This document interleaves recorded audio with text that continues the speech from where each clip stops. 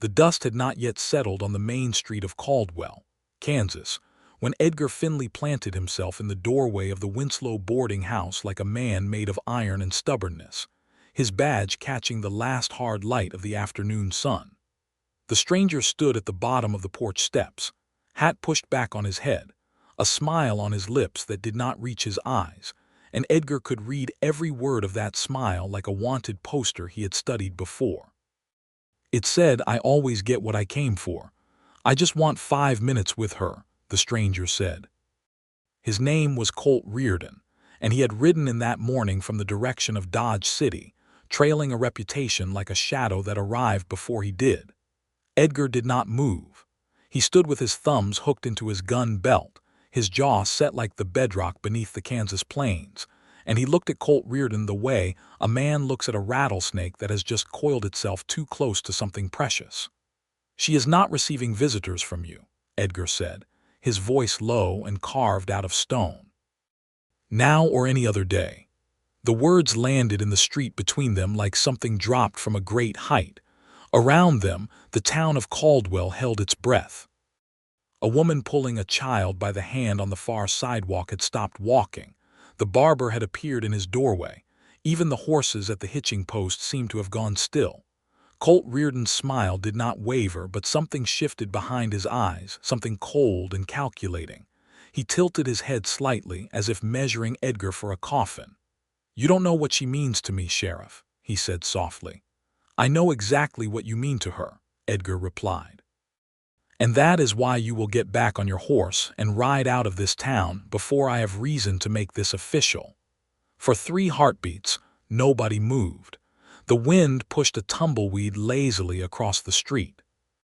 Then Colt Reardon touched the brim of his hat, nodded once, and turned away. Edgar watched him go, watched him mount his horse, watched him ride slowly out of town in the direction he had come from. He did not take his eyes off the man until the figure became a speck in the distance, and then disappeared altogether into the rolling plains. Only then did Edgar Finley let out the breath he had been holding.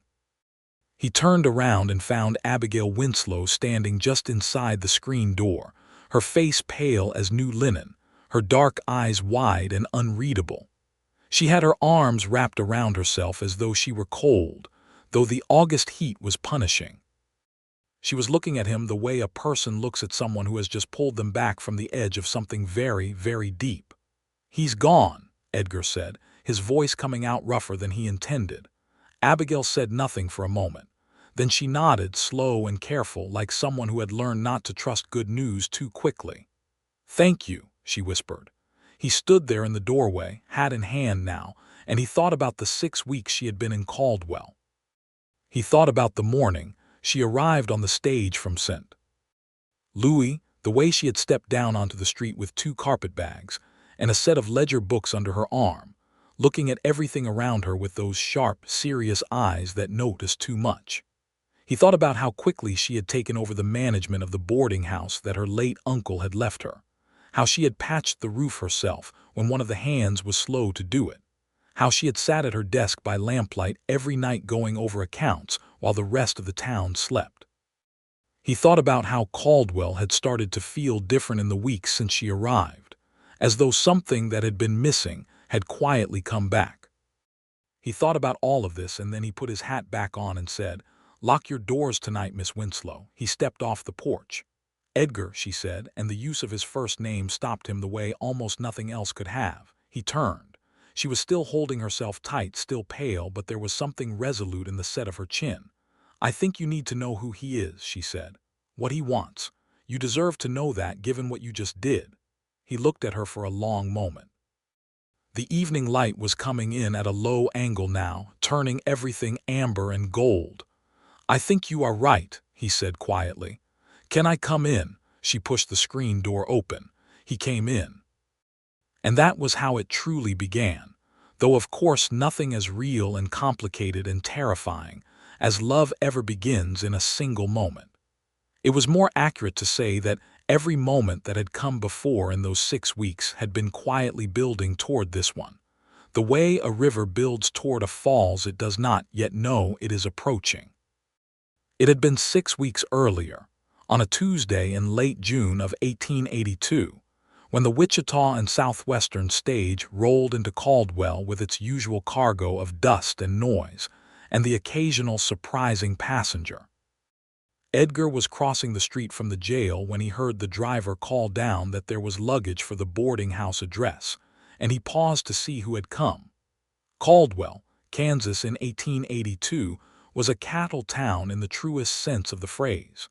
It sat right on the edge of the Cherokee Strip, and the cattle trade that moved through it was enormous and relentless and often violent. It was Edgar's job, as sheriff of Sumner County's southernmost outpost, to keep a lid on the violence, which meant that most of his days were spent managing the kind of men for whom a month's wages arrived all at once and disappeared in a single evening. It was hard, thankless work, and he was very good at it. He was 32 years old, broad-shouldered, with dark brown hair that was starting to show the first faint threads of silver at his temples, and a face that had been worn down to its essential features by sun and wind and responsibility. He had come to Caldwell 5 years ago from Tennessee, where he had left behind enough of his past to fill a book he had no intention of writing. He was not a man who was easily surprised. Abigail Winslow surprised him. She stepped down from the stage with the kind of self-possessed competence that made most of the men standing around look slightly embarrassed about themselves by comparison. She was perhaps 27 or 28, with dark hair pinned up under a practical bonnet, dressed in deep blue traveling clothes that had seen a great deal of dust but had been bought with quality. Her face was serious and intelligent, with dark eyes that moved quickly over her surroundings, cataloging everything. She instructed the driver with precision about where to put her bags, gave a generous tip to the boy who carried them, and then stood in the street and looked at the boarding house with the expression of someone who has been given a large and complicated problem and is already working out the first steps toward a solution. Edgar found himself standing still, which was unusual for him. He was typically in motion. Deputy Mac Haynes came up beside him and said in a low voice, "That must be the Winslow woman. Heard she inherited the old Winslow place from her Uncle Theodore." Edgar watched her push open the gate of the boarding house's front fence and walk up the path. "She from around here?" he asked. "St. Louis, I believe," Mac said. "Some kind of business there." "What kind of business?" Mac shrugged. "Don't know." "She came on her own, though. No husband, no family." Edgar watched her disappear through the front door of the boarding house and felt, without being able to say why, that her presence in Caldwell was going to change something. He could not have told you what. He just knew it the way you sometimes knew a storm was coming when the sky was still perfectly clear. He went back to his own work and tried to put it out of his mind. She made that difficult. 3 days after her arrival, she came to his office. Not to report a problem, not to file a complaint, but to introduce herself properly, she said, sitting across from him with the directness of a person who did not believe in wasting time. She explained that she would be running the boarding house as a serious business enterprise and intended to be on good terms with local law enforcement because, she said matter-of-factly, a boarding house was the kind of place that occasionally attracted the wrong sort of person, and she preferred to have a working relationship with the sheriff rather than a reactive one. He sat across from her and listened, and he was struck by the clarity of her thinking. She was not nervous. She was not attempting to charm him. She was treating him as a professional colleague, which was not something that happened to him very often, and he found it unexpectedly refreshing. He told her he appreciated the approach.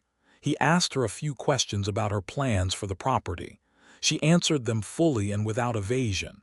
When she left, she shook his hand, which made the deputy, who had been pretending to read a wanted poster in the corner of the room, look up in surprise. "Interesting woman," Max said after she had gone. "Yes," Edgar said and went back to the papers on his desk. Over the following weeks, he found reasons to walk past the boarding house more often than was strictly necessary. He told himself this was professional diligence. He told himself that a lone woman managing a property in a cattle town was a natural focus of law enforcement attention. He told himself a number of things that were not entirely false, but were not entirely the truth either. The truth was simpler and more inconvenient. He looked forward to seeing her. He looked forward to the moments when their paths crossed in the normal course of town business, when she would look at him with those direct, serious eyes and speak to him plainly, without performance, and when he would find himself standing a little straighter and thinking a little more carefully before he spoke than he usually did. He began to know small things about her.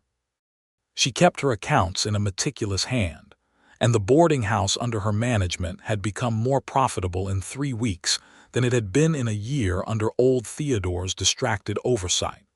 She had hired 2 local women to help with the cooking and cleaning, and paid them more than was standard. She had a habit of sitting on the front porch in the early evening with a cup of coffee, not as relaxation exactly, but as a kind of working observation of the street, watching the town go about its business with those cataloging eyes. She had an unexpected and rarely deployed sense of humor that emerged only when you said something that genuinely caught her off guard, and when it emerged it was sharp and bright, and made you feel very good about yourself for having been the occasion for it. He knew these things, and he kept them to himself, and he maintained a professional courtesy that he thought might eventually evolve into something more if he was patient, and she was willing, and the world cooperated. Then Colt Reardon rode into town, and everything accelerated. The night after the confrontation on the porch, Edgar sat across from Abigail at the small table in the boarding house kitchen. The other boarders had turned in for the night. The lamp between them threw warm light on both their faces, and Abigail wrapped both hands around her coffee cup and told him the story. She had known Colt Reardon in St. Louis. He had presented himself as a businessman, a land speculator with interests in Kansas and the territories. He had been charming in a way that was designed to be charming, she said, looking down at her cup with the expression of someone who has not entirely forgiven herself for something. He had convinced her to invest a significant portion of the money she had inherited from her father in a land deal that, he said, would triple in value within a year as the cattle trade expanded. She had been skeptical, but he had been persuasive, and she had been, she said with a flat, self-critical precision, lonely enough to mistake a good presentation for a good person. The investment had turned out to be fraudulent. Not all the money was lost, because she discovered it quickly enough to extract what she could, but a portion was gone, and more importantly her trust in her own judgment had been badly shaken. When word came that her Uncle Theodore had died and left her the boarding house in Caldwell, she had treated it as a practical rescue. She left St. Louis before Reardon could find other ways to use her as a resource, because she understood by then that was what he did. She had not expected him to follow her. "What does he want?" Edgar asked. She looked up at him. "He knows I still have records, documents that could connect him to the land deal and several others like it.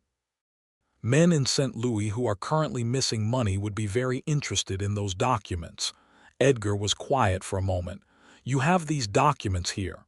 "Yes." He looked at her steadily. "He will come back," he said. "What I did today bought time. It did not solve the problem." "I know that," she said, with no trace of self-pity, only the flat acknowledgement of someone who has been thinking about this since morning. "I have been trying to determine the best course of action." "The best course of action," Edgar said carefully, "may be to put those documents in the hands of someone with the authority to act on them." She studied him for a moment. "Someone like you. Someone like a federal marshal," he said. "But I can get them there." She looked at him for a long time in the lamplight. He could see the calculation happening behind her eyes, the weighing of trust, the measuring of risk. He understood it. He did not rush her. This was, he recognized, the thing about Abigail Winslow that had been getting under his skin since the first week she arrived. She thought before she acted. She did not do anything carelessly. And because of that, when she made a decision, you knew it was real. "All right," she said at last. "Let me show you what I have." She rose from the table and disappeared down the hallway, and Edgar sat in the lamplight and felt something shift in his chest, something that had been very carefully held in place for a long time. The documents she brought back were extraordinary. Abigail had not exaggerated their significance. There were letters in Reardon's own hand connecting him to land fraud across 3 states, forged property deeds, correspondence with a man in St. Louis, named Drummond, who appeared to be the financier behind a network of schemes that had defrauded dozens of investors. There were also, Abigail explained quietly, documents relating to a more serious matter, the disappearance of a man named Walter Prout, who had been an investor like herself and who had, apparently, gotten close enough to the truth to become a danger to Reardon. Edgar looked at her across the table. "You think Reardon was responsible for Prout's disappearance?" "I think it is the most probable explanation," she said. "And you have been carrying all of this alone," he said. She met his eyes. "I did not have a great deal of choice," she said, and there was something in her voice that was not self-pity but was something close to the bone of it, the kind of admission that comes out almost accidentally when someone is very tired. "You have a choice now," he said. She looked at him for a long moment. "I am beginning to understand that," she said quietly. He did not allow himself to make too much of that. Not yet. He took the documents and spent the better part of the night going through them by lamplight in his own office, making careful notes. In the morning, he sent a wire to the federal marshal's office in Wichita. He deputized Mac to keep a close eye on the boarding house, and he began the process of doing his job, which was keeping the peace and protecting the people in his care. But he was also, if he was honest with himself, doing something that was not entirely about his job. He was doing what a man does when he has found something he does not want to see come to harm. 2 days after the confrontation with Reardon, Edgar received word from Wichita that a marshal by the name of Henry Graves would arrive within the week. The same afternoon, he discovered that Reardon had not, in fact, ridden far. He had taken a room in Hunwell, the small settlement 12 miles to the south, and had been asking questions about the town of Caldwell and its residents with the particular persistence of a man who intended to come back. Edgar rode to Hunwell himself that afternoon, with Mac beside him, and had a direct conversation with Colt Reardon in the main room of the Hunwell Hotel that left no room for misunderstanding. He told Reardon that he was aware of his activities in St. Louis, that documents had already been forwarded to the federal marshal's office in Wichita, and that any further approach toward Caldwell would be met with an arrest that Edgar would be very happy to make. Reardon had listened to all of this with the careful stillness of a man doing arithmetic in his head, and Edgar could see the moment when the arithmetic resolved against him. The smile disappeared. What was left was something colder and less certain, a man recalculating his position. "You're very involved in the personal business of a woman you barely know," Reardon said. "It is my job to be involved," Edgar said. Reardon looked at him with something between contempt and assessment. "Is it?" he said flatly. Edgar held his gaze. "Ride north or ride south," he said, "but do not ride east back toward Caldwell. I will know if you do." He rode back to Caldwell with Mac and spent the evening doing paperwork and trying not to think about the way Abigail Winslow had looked at him across that kitchen table in the lamplight, which was exactly the sort of thing a responsible law enforcement professional should not be thinking about when a potential threat remained unresolved. He was not entirely successful. On the 4th day, Abigail came to his office in the morning with fresh bread from the boarding house kitchen, which she left on his desk with the precise and formal air of a woman who was definitely not doing anything personal, only being a good neighbor and professional colleague. He thanked her with equivalent formality. She turned to go and then stopped at the door. "Edgar," she said, and the way she said his name was already starting to do something to the architecture of his self-containment. "What you told me the other night about having a choice, I have been thinking about it." He waited. "I spent a long time in St. Louis trying to make everything work by myself," she said, looking at the doorframe rather than at him. "It seemed like the only reliable approach. Depending on people creates vulnerabilities." "It does," he agreed. She looked at him then. But so does not depending on anyone, she said. I think I confused solitude with safety. They are not the same thing. He felt the precise weight of what she was telling him beneath the careful, practical surface of the words. He stood up from his chair. No, he said. They are not the same thing at all. She held his gaze for a moment and then nodded once, as if something had been confirmed, and went out. He stood at his desk for a while, looking at the door she had left through and the bread on his desk, and feeling something that was warm and complicated and entirely outside his area of professional expertise. Mac appeared in the doorway from the back room where he had been pretending to sleep. She brought you bread, he observed. Yes, Edgar said. Just so you know, Mac said, I have been watching the two of you for several weeks now, and it has been a very long performance of people pretending not to be in the situation they are obviously in. Edgar looked at him. Were you not sleeping?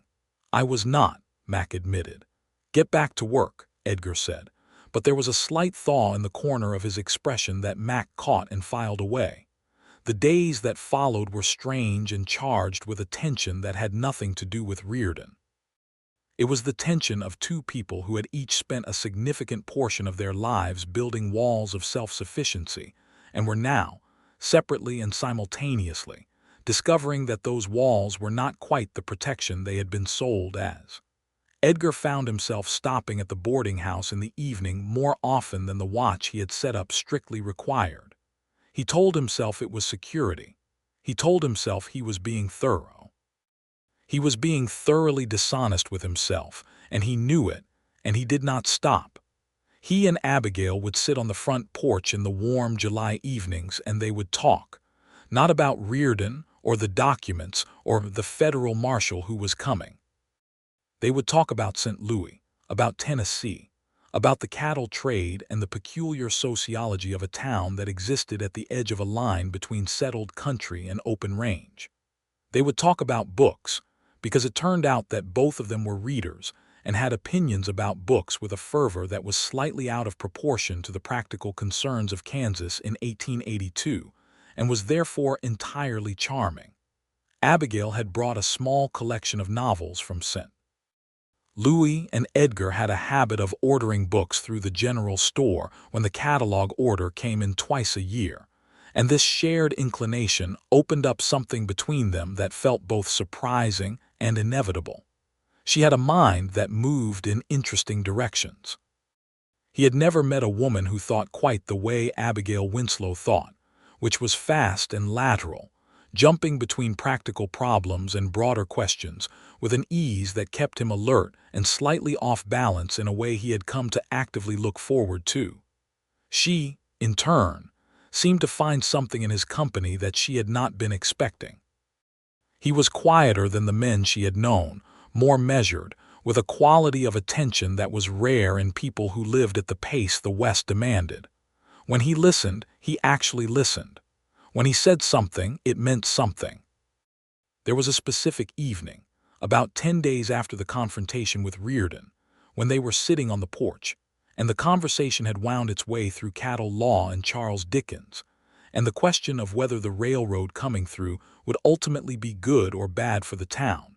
And there was a pause in the conversation that was comfortable in the way that only a small number of silences in a person's life ever are, and Abigail looked sideways at him and said, "I did not expect this."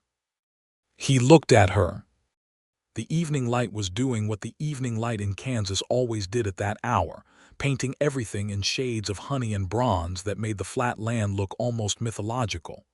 "What is it that you did not expect?" he asked, though he thought he understood. "Any of it," she said. "I came here to manage a property and stay very small and very quiet and not attract attention, and certainly not to—" She stopped. "Certainly not to what?" he asked. She looked at him. He looked at her. The distance between them on the porch steps was not very large. It had been getting smaller over the course of several evenings, in increments that each of them had been pretending not to notice. "I think you know," she said. "I would like you to say it," he said, and his voice had dropped to something quiet and direct that was different from his professional voice, different from his social voice, stripped down to something that was just him. She turned to face him fully. In the lamplight from the window behind her, her face was serious and open in a way that cost her something to display. "I did not expect to feel safe with someone," she said. "I did not expect to look forward to seeing a person the way I look forward to seeing you. I did not expect to care about what you think or want your company. I had decided those things were for other people. And then you stood in that doorway and said those words to Colt Reardon, and something in me changed, and I have not been able to change it back." The silence after she finished speaking was very full. Edgar looked at her and felt the particular sensation of something very large and very important arriving in his life, and felt also the instinct to protect it carefully because large and important things were fragile in direct proportion to their significance. "Abigail," he said, "I need to be honest with you about something before this goes further." She waited. "I came to Caldwell because I was running from something," he said. "Not the law, nothing criminal. But I left Tennessee because I made a decision that destroyed something that could not be repaired, and I have been living with it. I am telling you this because I am not going to allow you to invest trust in me without knowing that I carry weight that is sometimes very heavy." She held his gaze steadily. "What was the decision?" she asked. He was quiet for a moment. "I was engaged," he said, "to a woman named Caroline. We were to be married in the spring of 1876. I believed I was doing the right thing when I testified against her brother, who had committed a serious crime. I believed honesty and justice were absolute values. I was not wrong about the crime. But I failed to understand the cost, what it would do to Caroline, to her family. She left me, which I understood. What I did not understand until later was that I had been so convinced of my own rightness that I had not thought carefully enough about all the people whose lives were affected by my choices. I am a more careful man now. But I want you to know I have made the mistake of believing that being right was sufficient." She was quiet for a long moment. The night sounds of Caldwell moved around them, distant voices, a horse, the faint music from the saloon 2 streets over. "That is a very honest thing to tell someone," she said at last. "You deserve honesty," he said. She looked at him with those dark, intelligent eyes. "I think your mistake was not a character flaw," she said slowly. "I think it was the mistake of someone who was still learning that the world does not operate by a single absolute system. I have made the opposite mistake. I gave my trust to someone because I wanted to believe he was good and paid insufficient attention to the evidence that he was not." She paused. "We are very different types of fool," she said, and the small, bright smile appeared quick and warm. He felt something unlock in his chest. He almost laughed. "We are," he agreed. They sat in the quiet for a while longer, and when he rose to go, he stood at the bottom of the porch steps and looked up at her, and he said, "I would like to call on you properly, Miss Winslow, with your permission." She looked at him from the top step, and there was a warmth in her face that was new and unguarded, and that he thought he would remember for a very long time. "You have my permission, Mr. Finley," she said. He walked back to his office in the warm July night, and he was aware, in the way that you are sometimes aware of things that matter, that something fundamental had shifted in the course of a single conversation. Marshal Henry Graves arrived in Caldwell on a Wednesday morning in the second week of July, riding in on a gray horse and radiating the specific competence of a federal officer who had done this kind of work for many years and no longer needed to perform authority because he had too much of it to bother. He was a heavy-built man in his mid-50s with a white mustache and eyes that were pale and attentive. Edgar met him at the stable and walked him to the office, where he laid out everything: the documents, the timeline, his ride to Hunwell, the information about Drummond in St. Louis. Graves went through everything methodically, asking precise questions, making notes. "Miss Winslow is still in Caldwell?" he asked. "Yes," Edgar said. Graves looked at him. "She knows the risk she is carrying." "She knows," Edgar said. "She is not a woman who flinches from knowledge." Graves made a sound that might have been approval. "I will need to speak with her directly." "I expected as much," Edgar said. "I can arrange that this afternoon." Graves folded his hands on the desk. "Here is where we stand, Sheriff. What Miss Winslow has given us is enough to bring a federal case against Reardon, and potentially against this man, Drummond, in St. Louis as well. However, to make the case solid, we need Reardon in custody, and we need him brought to Wichita in a way that his associates cannot intervene. That means I need to know his exact location, and I need to move quickly. I know where he is, Edgar said. Then let us talk about the plan, said Graves. That afternoon, Edgar brought Abigail to his office to meet with Graves.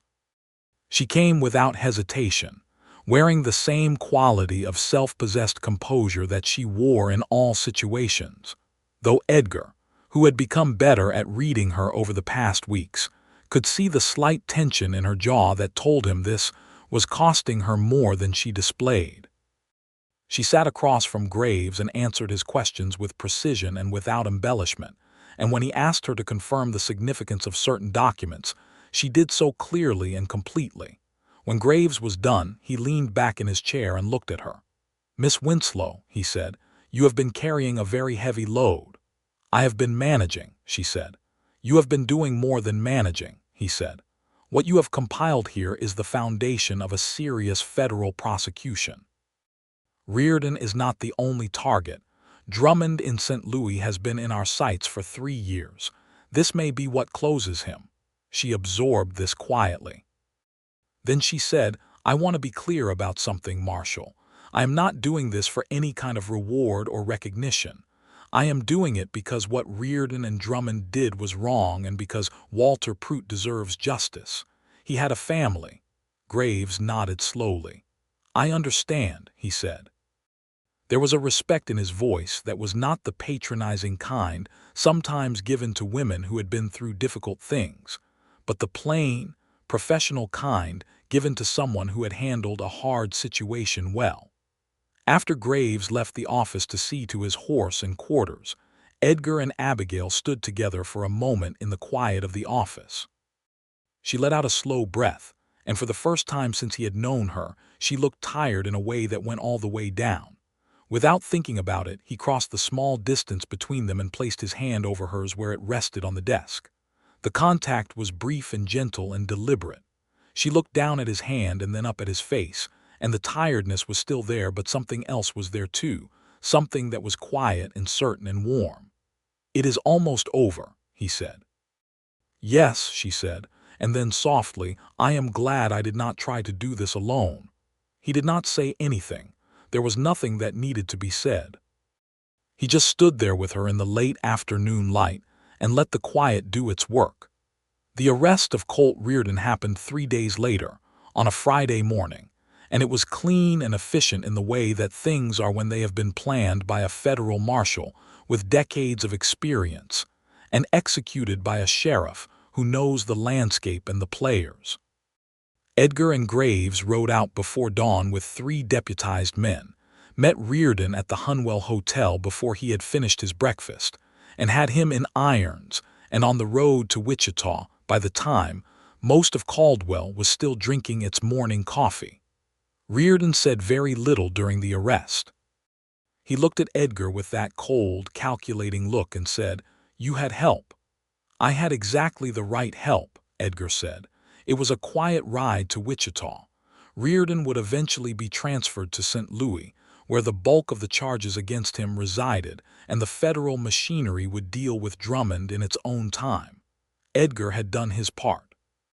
He handed Reardon over to Graves's custody at the Wichita federal office, shook hands with the marshal, and rode back to Caldwell in the long summer afternoon.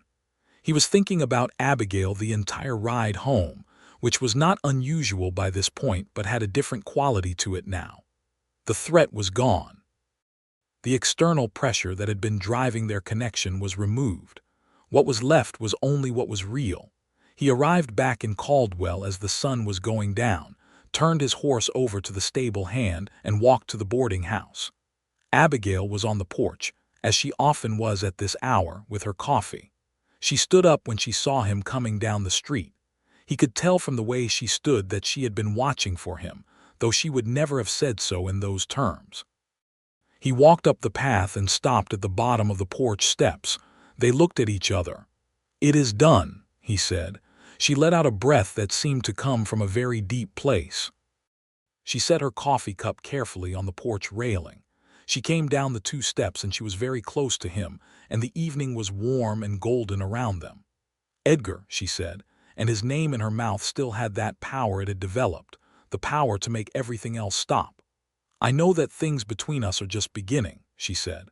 "I know we have barely scratched the surface of knowing each other, but I want you to understand that whatever comes next, whatever it takes, I am here for it. I am not leaving, not because of what just happened, but because of you." He looked at her, this woman who had arrived in his town 6 weeks ago with 2 carpetbags and a set of ledger books and a weight she was carrying alone, and who had, in the course of those 6 weeks, quietly become the most important person in his world. He reached out and took her hand, not briefly this time. He held it. "I have been trying," he said, "to be patient and proper and not to rush something that deserves to be handled carefully." "I know," she said, and the small, bright smile was there again. "I am finding it increasingly difficult," he said. "I know that too," she said. He brought her hand up and held it for a moment, and then he looked at her and said very directly, "Abigail, I would like to court you, formally, honestly, with whatever patience you need and whatever time it takes. I'm not going anywhere either." She looked at him with those dark eyes that did not miss anything and saw, he could tell, exactly what he meant. Not just the courtship, but everything that would come after it if they were both willing and careful. She saw the breadth of it and she did not look away. "Edgar Finley," she said, "I think that is the best idea anyone has had in Caldwell, Kansas in quite some time." He laughed. It was a real laugh, the kind that surprised him slightly, and she laughed too, and the warm evening fell around them, and the town went about its business, and something very good and very solid began its life in earnest. The summer of 1882 deepened into its final weeks, and in the time that followed, the courtship of Edgar Finley and Abigail Winslow became one of those things in a small town that everyone is aware of and nobody speaks of directly, because it is too important to risk with casual handling. The other boarders at the boarding house were aware of it. Mac Haynes was very aware of it and became insufferably smug about his earlier observation. The woman who ran the general store, Mrs. Pierce, watched the developing situation with the sharp interest of a woman who had long since concluded that the sheriff needed to marry someone sensible. They were careful with each other, which is to say they were both of them conscious of the weight of what they were building, and approached it with the kind of deliberateness that comes from having been hurt before. There were no rash declarations, no impulsive gestures born from the heightened feeling of danger now past. Instead, there were walks in the long summer evenings, past the edge of town where the prairie stretched out gold and vast, conversations that went deeper and further than any they had had before. There were Sunday afternoons on the boarding house porch with books, sitting at a proper distance, and then, over the course of several Sundays, sitting at a distance that was slightly less proper but entirely comfortable. There was the evening when the boarding house kitchen stove had a problem with its flue and Edgar came over to fix it, and they spent 2 hours working on it together, Abigail holding the lamp and handing tools, and making very specific observations about the mechanics of the problem that turned out to be correct. And after the stove was working, they sat at the kitchen table and drank coffee, and neither of them moved to leave for a very long time. He learned her in the way that you learn someone when you are paying full attention. He learned that she woke very early before the house, and spent the first hour of her day in a kind of focused solitude that was not unfriendly but was necessary to her, and he respected this completely. He learned that she had a fear she would not fully name, but that was related to being trapped, to having her choices taken from her, which was part of why the Reardon situation had been as dark for her as it was. He learned that beneath the composure and the practicality and the self-sufficiency was a warmth that was enormous, and that she had learned to keep carefully rationed, not because she was cold, but because she had been generous with it before and been taken advantage of.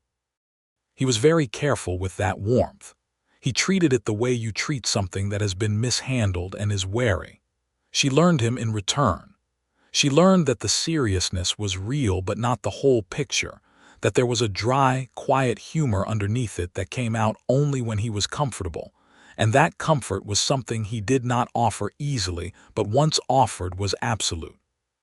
She learned about Tennessee and Caroline and the brother and the trial, and she did not judge it the way he had feared it might be judged, but took it in and turned it over in her mind and said, one evening, "You have spent 6 years being a more careful man than was perhaps necessary.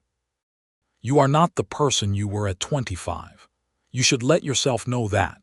This said him with a directness that was characteristically Abigail, and that hit him somewhere that had been waiting to be said to. He had reached for her hand when she said it, which was by that point a gesture they had established between them, and she had turned her hand over and laced her fingers through his, and they sat like that in the late evening looking out at the street, and he thought that this particular thing, was what he had been looking for without knowing it, this specific quality of being understood. In September, a letter arrived from Marshal Graves in Wichita informing Abigail that the federal case against Reardon was proceeding well, that Drummond had been arrested in St. Louis, and that the investigation into Walter Pruitt's disappearance had uncovered evidence suggesting Pruitt had, in fact, been killed, and that evidence also pointed to Reardon's direct involvement. The case was building toward what Graves described as a comprehensive reckoning. Abigail read this letter at the kitchen table and was quiet for a long time. Edgar sat across from her and waited, and she looked up and said, "Walter Pruitt had 2 daughters." "I know," Edgar said.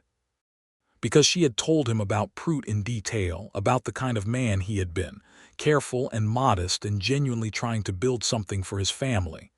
"I want to write to them," she said. "His daughters. I want them to know that what happened to their father was not his fault and that justice is coming." "That is the right thing to do," Edgar said. She nodded and reached for her pen and paper right then, at the kitchen table, and wrote the letter with the same careful, deliberate hand she brought to everything, and Edgar sat across from her with his coffee and watched her do it, and felt the specific and enormous feeling of loving someone who is good. He had not said it yet. He was working up to it. He was doing this more carefully than he had perhaps done anything in his life. October came, and the cattle season wound down, and Caldwell shifted into the quieter register that came when the drovers left. The days shortened and the evenings came earlier, and the Kansas sky turned from summer blue to the vast, pale autumn gold that was one of the legitimate reasons to live on the plains. The boarding house was full. A traveling physician named Dr. Hartley, who was passing through on his way west, a merchant from Wichita, a young couple named the Garfields who were settling in the area and needed temporary accommodation while their house was being built. Abigail managed all of them with her characteristic efficiency and the warmth she no longer rationed so carefully, at least not within the walls of this house that was becoming, Edgar could see, genuinely her home. He came to dinner at the boarding house on Friday evenings now, which had evolved naturally from his visits, and which had become an expectation understood by everyone at the table, the physician and the merchant and the young Garfields, who had picked up on the nature of the situation immediately and were, the wife especially, cheerfully and openly supportive of it. One Friday evening in mid-October, after dinner had concluded and the other boarders had retired, Edgar and Abigail were washing up the dinner things together, which had also become an established ritual, and Edgar was thinking about the thing he wanted to say. He had been thinking about it for several weeks. He had the shape of it. He was ready. He set down the dish he had been drying and turned to her. She was at the basin, and she turned to look at him when he stopped moving, because she was very attentive to him in the way that people are when they care about someone, tuned to their shifts and changes. "Abigail," he said. She dried her hands on the cloth and gave him her full attention. "I have something I want to say," he said, and there was something in his manner that was different from his usual self-possession, something that was perhaps the finest edge of nervousness, which she registered immediately. "All right," she said. He looked at her steadily. "I have been in love with you since the morning you came to my office and shook my hand and told me you believed in professional relationships rather than reactive ones," he said. "I have tried to be patient and to let things build properly, and I think I have done that. I am not going to rush you. I know you have reasons to be careful, and I know that I am asking you to trust something that requires a great deal of trust. But I want you to know that I am asking. I am asking you to build a life with me. Not because of everything we have been through, not because of Reardon or the documents or any of the dramatic circumstances that threw us together, but because of every ordinary Tuesday since then. Because of every conversation and every silence and every evening on the porch and every hour in this kitchen. That is what I am in love with, the ordinary parts of you." He stopped. The kitchen was very quiet. Abigail was looking at him with an expression he had not seen on her face before, one that was totally unguarded, and that had in it something that looked like the relief of someone who has been holding something heavy for a very long time and has just been permitted to put it down. She crossed the small space between them and took both his hands in hers. "Edgar," she said, "I have loved you since the evening you told me about Caroline and your past and looked at me with those entirely serious eyes and clearly expected me to think less of you. And I thought more of you than I had thought of any person in a very long time." She stopped, swallowed. "I want to build a life with you. I am not afraid of it. That is new for me. I want you to understand what that means." He understood what it meant. He understood it completely. He brought her hands up and then he leaned forward and kissed her, slowly and carefully, and with the full weight of everything he meant by it. And she kissed him back with equal care and equal weight. And the October night pressed warmly against the windows, and the lamp on the kitchen table burned low and steady, and the world outside continued on in its own business, entirely unaware of what had just been settled in this kitchen in Caldwell, Kansas, which was, in its own quiet and entire way, everything. They were engaged before the first snow of winter. The town took this news with a satisfaction that bordered on proprietary, as though each resident had had some hand in the outcome, which in the way of small towns was not entirely inaccurate. Mrs. Pierce at the general store told everyone she had seen it from the start.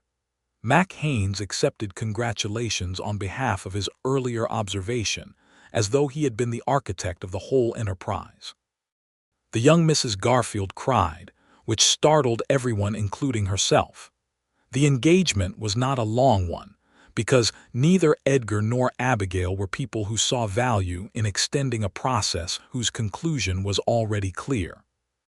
They were married the following February in the Caldwell church, on a clear and brilliant winter day when the Kansas plains were covered in white that stretched out under a sky of extraordinary blue. Abigail wore a deep green dress that she had ordered from a seamstress in Wichita, practical in its construction but elegant in its fabric, which was entirely in character. Edgar wore his good suit and polished his badge, which was arguably unnecessary for a wedding but which he wore anyway because it was part of who he was and Abigail was marrying who he was. Marshal Graves sent a letter of congratulations that arrived 2 days before the ceremony. Dr.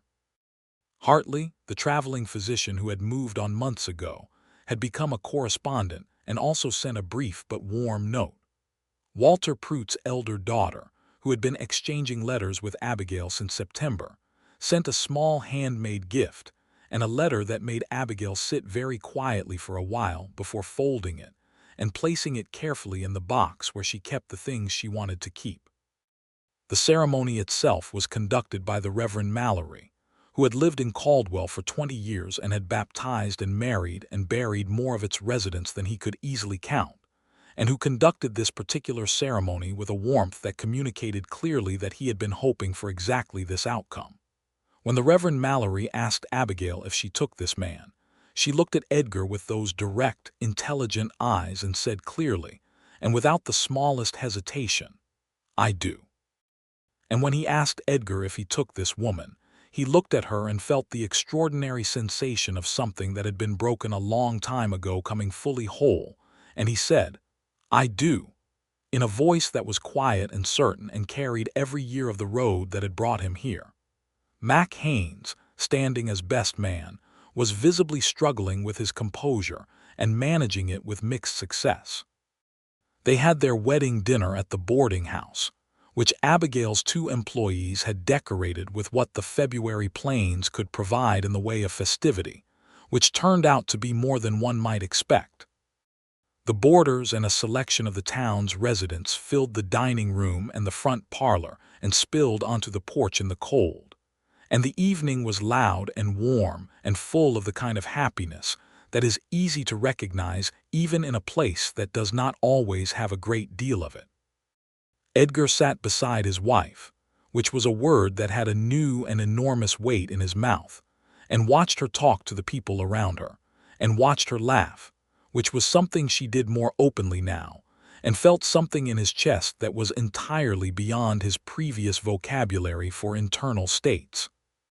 He had been a competent, purposeful, largely solitary man for 6 years, and he had told himself it was enough and some days had believed it. He had not known what he was missing with any real precision. He knew now. She caught him looking and raised her eyebrow, which was a gesture she had that meant both "what are you thinking" and "I think I know what you are thinking." He shook his head slightly and reached under the table and took her hand, and she turned her hand over and laced her fingers through his in the way that she did. And he thought about the autumn evening when she had done it the first time, and he thought that there were some things a person did not need to explain. The years that followed were the kind of years that do not make for dramatic stories because they are built of exactly the right things: work that matters, a home that grows, love that deepens rather than diminishing with familiarity. Edgar continued as sheriff, and Caldwell continued to be a cattle town with all the complexity that involved, and he continued to do his job with the careful, serious competence that he had always brought to it. But he brought something else to it now, a groundedness, a peace in the personal foundation of his life that made the hard parts of the work more manageable, because he had somewhere to put them when the day was done. Abigail ran the boarding house with increasing success. She expanded it in the summer of 1883, adding 2 rooms and a proper dining room that she opened to the town for meals, which became popular enough to become an institution. She had a talent for the business that went beyond mere competence, a kind of instinctive grasp of what people needed, and how to provide it that built the boarding house into the most respected establishment of its kind in that part of Sumner County. She also, in the quiet evenings when the accounts were done and the house was settled, continued the correspondence with Walter Pruitt's daughters that had begun with that first letter.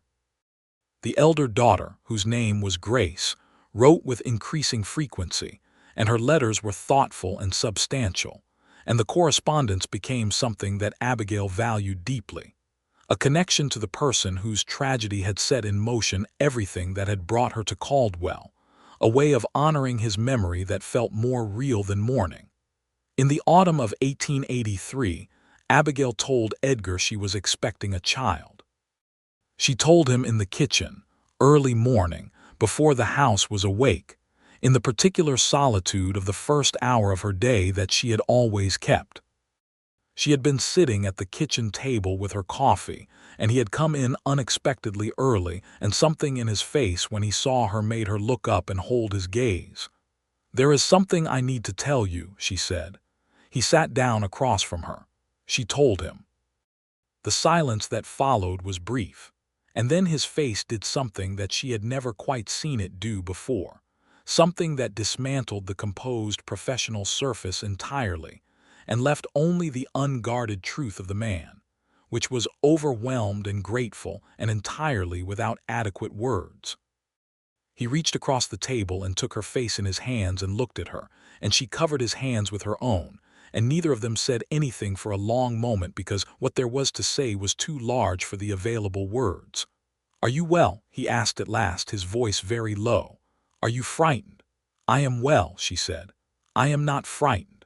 I was for a moment this morning before you came in, but then you came in and I was not frightened any more." He leaned forward and kissed her forehead, and she closed her eyes. Their son was born in the late spring of 1884, on a warm May morning, delivered by a physician who had recently settled in Caldwell. He was healthy and loud and had, Abigail noted with satisfaction, a great deal of hair.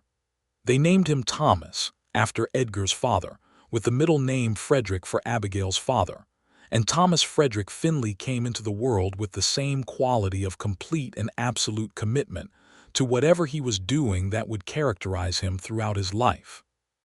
Edgar held his son for the first time and stood very still in the way that he went still when something was very large, looking down at the child with an expression that Abigail, from the bed where she had been watching him, thought she would remember with precision for the rest of her life.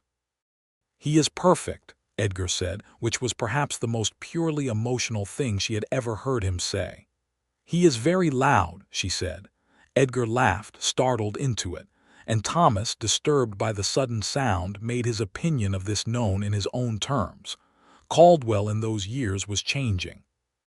The cattle drives through the Cherokee Strip were beginning to shift under the pressure of expanding settlement, and the nature of the town was evolving from wild frontier to something more domesticated, more permanent.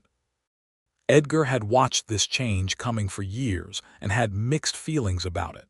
The part of him that had chosen the West for its rawness slightly mourning the domestication, even while the part of him that had chosen order and stability welcomed it.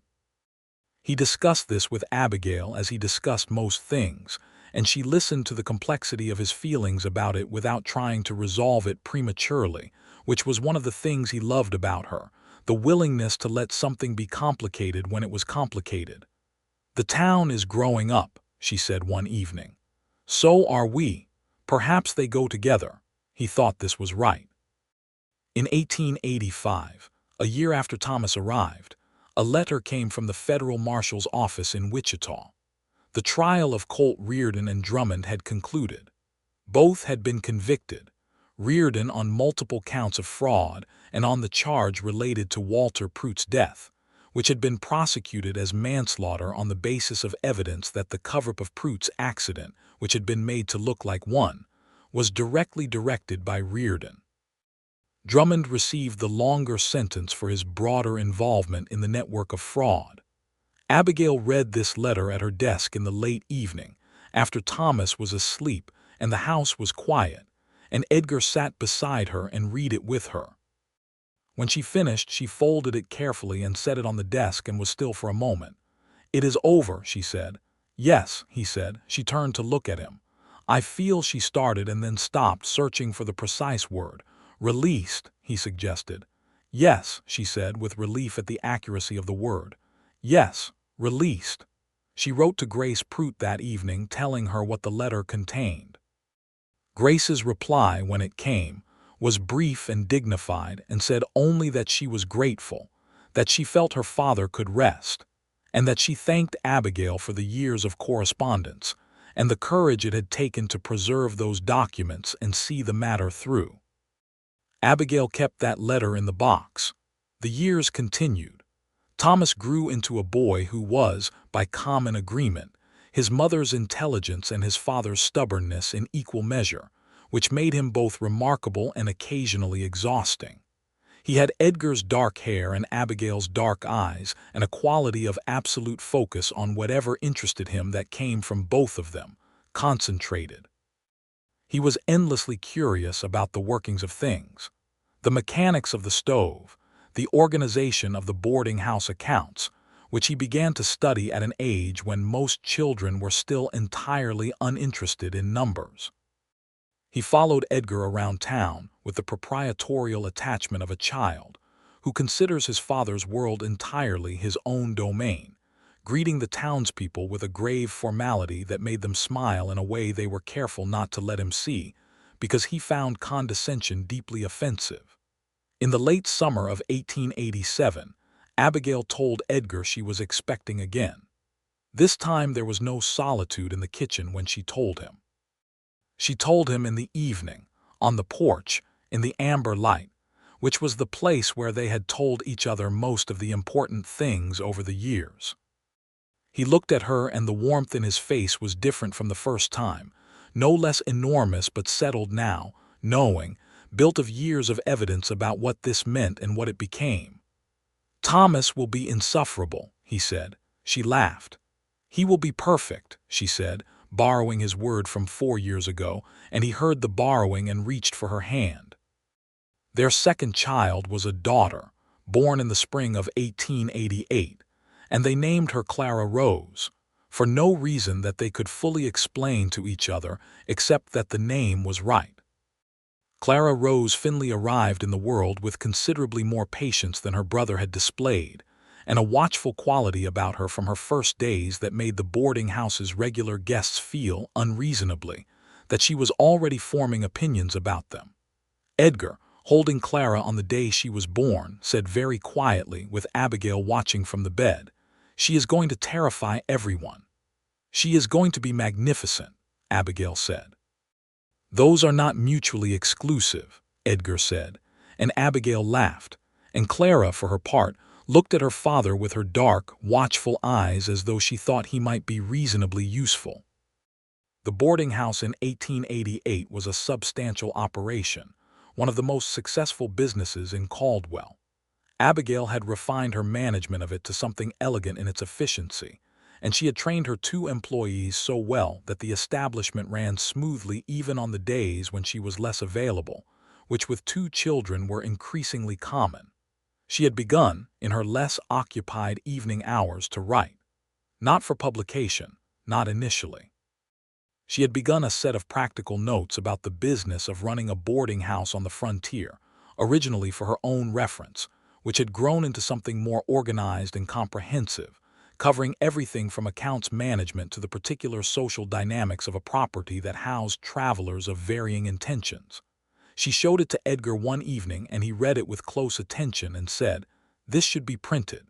She looked at him over the pages. "Don't be absurd," she said. "I am never absurd," he said, which was true enough to make her smile. "There is a printer in Wichita who does practical guides for trades. I think this would interest him." She considered it in the way she considered everything, carefully and without rushing. Several months later, she wrote to the printer in Wichita.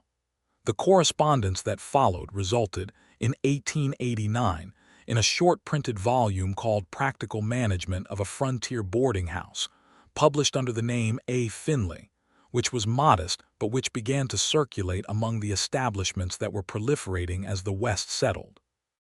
Letters came back in response, from women running similar properties in Abilene and Dodge City and as far as Denver, and Abigail answered every one of them, which began a correspondence network of women in the Western hospitality business that was, in its modest way, something that mattered.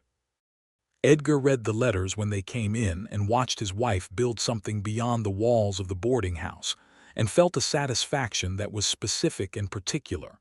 The satisfaction of someone who has understood something important about another person and has the pleasure of watching them prove him right. Thomas, at 5, wanted to know why his mother had not used her whole name. Abigail explained the convention. Thomas considered this and said that he thought it was unfair, and that when he had a business he would use his whole name. Edgar, who had been listening from the doorway, thought that his son was developing into exactly the kind of person who would. In 1890, Edgar received an offer to become a federal deputy marshal, which would have meant a significant change to their lives and a move to Wichita. He thought about it seriously, which was to say he sat with the question for several days before he brought it to Abigail. He was not inclined to make decisions of that scale without her full involvement, not because he lacked confidence in his own judgment, but because her judgment was important to him and because this was their life, not his alone. She listened to the offer and thought about it with the same care she brought to everything. She asked him what he wanted to do. "I am asking you the same thing," he said. "This affects you as much as it affects me." She appreciated this. She sat with it for a day and came back to him with her thinking. The boarding house was doing well. She could sell it if needed, or could hire a manager, though the latter was a more attractive option if the numbers could work. The children could settle anywhere. Wichita was a larger town with more resources, but Caldwell was home, and that was not a small thing. She had come here as a stranger, and it had become the place where she had built her life, where her children had been born, where the people knew her.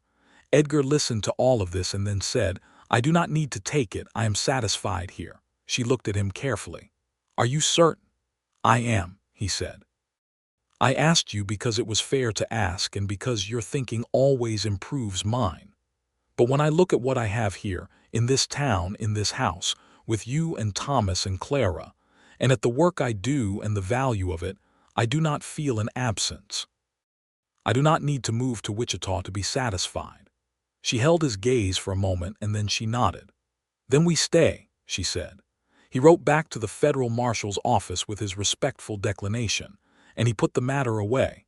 And the next morning he walked Thomas to school and came back and had coffee with Abigail in the kitchen in the first hour of her day, which she no longer kept as solitary as she once had, because she had found that his presence in it was not intrusion but addition.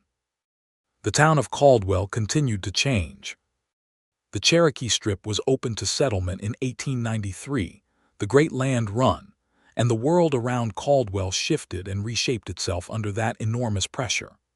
The cattle trade that had defined the town for years dwindled as the land filled in with homesteaders, and Caldwell began its transformation from cattle town to agricultural service center. Many of the businesses that had thrived in the cattle era struggled, and some did not survive. The boarding house, under Abigail's management, adapted with the flexibility that she brought to every challenge. The clientele shifted, the services shifted, but the fundamental quality of the establishment held, and it continued to be what it had always been under her management, a place that was reliably good. Edgar's work changed too. The frontier sheriff's job of the early 80s, with its constant management of armed drovers and its perpetual proximity to violence, gave way to something more administrative, more civic. He did not entirely miss the older work, but he did not regret the change. He served as sheriff of Sumner County until 1895, at which point he chose not to seek reappointment.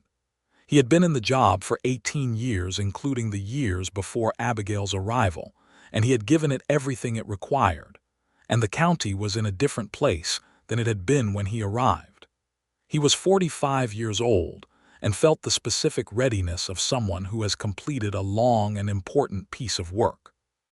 On his last day in the office, he hung up his badge with the same deliberate care he had brought to every act of his professional life. Mac Haynes, who was now the deputy sheriff and would succeed him as the new county sheriff's department went through its reorganization, watched him do it and was uncharacteristically quiet. "You going to be all right?" Mac asked. "I have been all right for quite some time," Edgar said, "but thank you for asking." He walked home through the town that had given him his wife and his children and the best years of his life, and the town that bore the marks of those years in ways both visible and invisible, the jail he had run and the streets he had walked, and the places where things had happened that mattered. He walked home and went in through the gate of the boarding house that was not just a boarding house but their home and had been for 13 years. Abigail was in the kitchen. He came in and she looked up from the account she was working on and took in his expression and the absence of the badge with those dark, attentive eyes that never missed anything. "How does it feel?" she asked. He sat down across from her. "Like finishing a long book," he said. "Satisfying and slightly strange." She reached across the table and took his hand. Her touch, after 13 years, still carried the same warmth and certainty that it always had, the particular quality of her specific and deliberate attention. He looked at her, his wife, 40 years old now and more beautiful to him than she had ever been, which he was aware was something of a cliché but experienced as an empirical fact. "What will you do?" she asked. "I have been thinking about that," he said. "I believe I would like to help you with the accounts if you will have me." She raised her eyebrow. "I am very good with numbers," he said. "I know you are," she said. "I have always known that. I have been waiting for you to notice." He laughed. She laughed. The kitchen was warm and full of the particular domestic light of an October afternoon, and from upstairs they could hear the sound of Clara practicing her scales on the small upright piano that Abigail had purchased the previous year, and from somewhere outside the sound of Thomas's voice at the fence, talking to the neighbor's boy with the comprehensive authority of an 11-year-old who considers himself already an adult. Everything was fully itself. Everything was complete. In the years that followed, Edgar took up the management of the boarding house's accounts with the same thoroughness he had brought to law enforcement, and his partnership with Abigail in the business of running the house became a daily collaboration that was professionally effective and personally one of the deepest pleasures of his life. They worked well together in the particular way of people who have built a shared language over many years, who can communicate important things with small signals, and who have learned to disagree without damage, because the foundation is too solid to be threatened by a disagreement. Thomas grew into exactly the young man one might have predicted from the child, sharp and determined and occasionally difficult and entirely good, with his mother's precision and his father's capacity for stubbornness in the service of principle. He left for the University of Kansas in 1901, where he studied law, which surprised nobody. He wrote home every week without fail, long letters full of sharp observations about his professors and fellow students that made Edgar and Abigail read them aloud to each other in the evenings, and take turns being amused. Clara grew into the magnificent and slightly terrifying person her father had predicted, combining her mother's organizational intelligence with a social ease and warmth that was somehow entirely her own. She had a gift for drawing that she developed seriously, filling books with careful, precise sketches of the boarding house and the town and the people who moved through them, building a visual record of their world that became, over the years, a kind of family history in images. Abigail's printed guide went to a second edition in 1895 and a third in 1899. The network of correspondence it had initiated became something substantial. By the turn of the century, she was in communication with women managing establishments from Kansas to Colorado to the newly admitted states of Montana and Washington, and the letters they exchanged were not only about business, but about the practical realities of women building independent lives in the West, which was its own important thing. There were hard things, too, as there are always hard things in any life of sufficient length. The winter of 1896 brought an illness that moved through Caldwell and took, among others, Mac Haynes's wife, which diminished Mac in a way that Edgar sat with closely because he understood the shape of it from the outside now, in a way he had not been able to from the inside before he had Abigail. He spent time with Mac and said the things that were worth saying, which were not many, and provided the presence that was most of what could be offered. There was the season when the boarding house went through a difficult stretch financially, when 2 other establishments had opened, and the competition was stiffer and the margins thinned, and Abigail worked through the problem with a concentration that Edgar watched closely and provided support to without interfering, because he understood that she needed to solve it herself, and that the solving was part of what she needed to maintain her sense of herself. She did solve it, by repositioning the house more deliberately as a quality establishment for the mercantile class rather than competing in the lower market, which required investment she was nervous about and which worked exactly as she calculated. He said nothing except that he had thought it was right and that she had been right, and she had looked at him with those eyes and said, "Do not be smug." And he said he was not being smug, he was being accurate, and she said that in his case those were difficult to distinguish, and they both laughed, which was the same as saying everything else.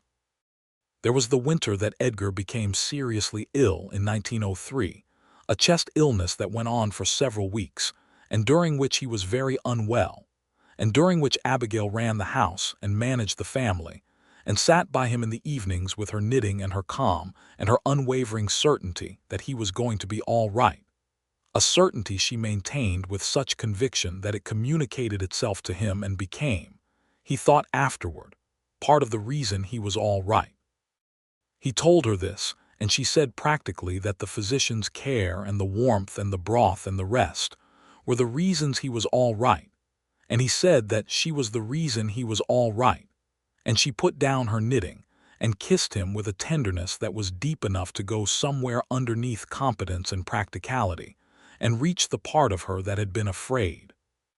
Thomas came home from his law practice in Topeka with his wife Catherine, whom he had married in 1903, a steady and intelligent woman who had immediately understood Abigail with an accuracy that both women found satisfying, and who fit into the family with the rightness of something that had always belonged there. Thomas sat at his father's bedside during the worst of the illness and said privately to Abigail that he needed Edgar to understand something. She asked what. Thomas said that everything he was because of who Edgar had been, and not just the visible things, the work and the ethics and the commitment, but the quality of how Edgar had loved their mother, which had given Thomas the model of what love was supposed to look like, and had therefore given him his marriage and his life. He said this to Abigail quietly in the hallway outside Edgar's room, and she stood very still for a moment after he finished, and then she put her hand on his arm and said, "Tell him." Thomas told him. Edgar was quiet for a while after Thomas left the room. Then he said to Abigail, "Did you put him up to that?" "I did not put him up to it," she said. "I only suggested he say it." "Is there a meaningful difference?" "There is a meaningful difference," she said firmly.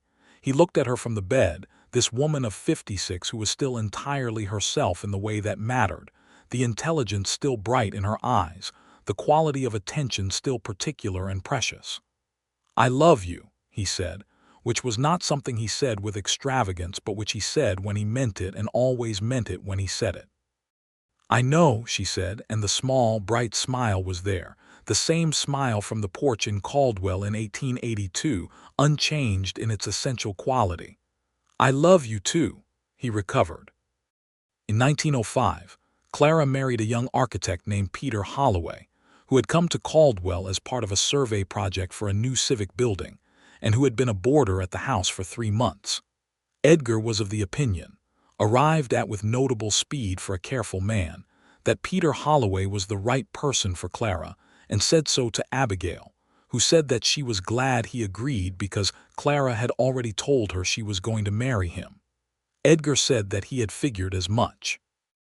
Abigail said that the wedding was going to be in June. Edgar said, "Of course it is," and smiled. The wedding was in June. The weather was perfect. Clara wore her mother's deep green fabric refashioned into a modern cut, which she had done herself as a surprise that made Abigail very quiet for a moment when she saw it, and then very full of a happiness she did not attempt to contain. Edgar walked his daughter down the aisle of the same church where he had married Abigail 23 years earlier, and he looked at his daughter and felt the enormous complexity of that moment, the pride and the love and the slight vertigo of time's passage. And when he put her hand in Peter Holloway's hand, he said, very quietly, to his new son-in-law, "She is the most important thing I have ever had the privilege of protecting. I trust you know that." Peter Holloway, who was not an intimidated man, held his gaze steadily and said, "I know it, sir," and Edgar believed him. After the ceremony, he found Abigail on the church steps in the June light, watching the guests move around the yard, and he came to stand beside her. She slipped her hand into his arm.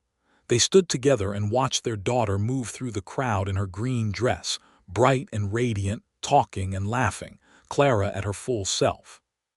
"Do you remember," Abigail said, "standing on the porch of the boarding house on the first evening we talked, and you said you would call on me properly?" "I remember everything about that period," he said. She leaned her head briefly against his shoulder, which was a small gesture that she did occasionally and that he had always considered one of the best things in his life. "We did well," she said. "We did well," he agreed. They had done more than well. They had built something from a beginning that had been, in the honest accounting of it, a piece of darkness. A woman carrying alone the weight of a betrayal and its consequences. A man standing in a doorway protecting something he was not yet fully prepared to name, but already understood was essential. From that beginning, from those words spoken on a dusty Caldwell Street in the August heat of 1882, to a man who had come to take what he thought was his, they had built this marriage and this family and this life of work and love and ordinary days that were the texture of everything that mattered. Thomas and Catherine had a son in 1906, a boy they named Edward, and Edgar held his first grandchild with the same quality of absolute stillness that he had held Thomas with 22 years before, looking down at the child with an expression that Abigail thought might be the finest thing she had ever seen on a human face. "Edward," Edgar said softly, the name in his mouth something precious. "He has your look," Abigail said. "He has your eyes," Edgar said. She came to stand beside him and looked down at Edward, and then up at her husband, and the feeling that moved through her was not possible to put into the vocabulary of ordinary experience. It was the feeling of a life fully lived, of choices made with full awareness and honoring, of love that had not been easy to find and had therefore been held with appropriate care, and had grown into something that was the foundation of everything. "Edgar," she said. He looked at her. "Thank you," she said. He understood everything that the thank you contained. He understood it fully because he felt the same thing, in reverse. Gratitude for the August day when she had been standing inside the screen door of the boarding house with her arms wrapped around herself looking at him like someone who had just been pulled back from an edge.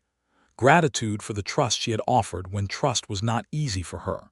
For the courage of the kitchen table in October when she had told him about feeling safe. For every conversation and every silence and every year.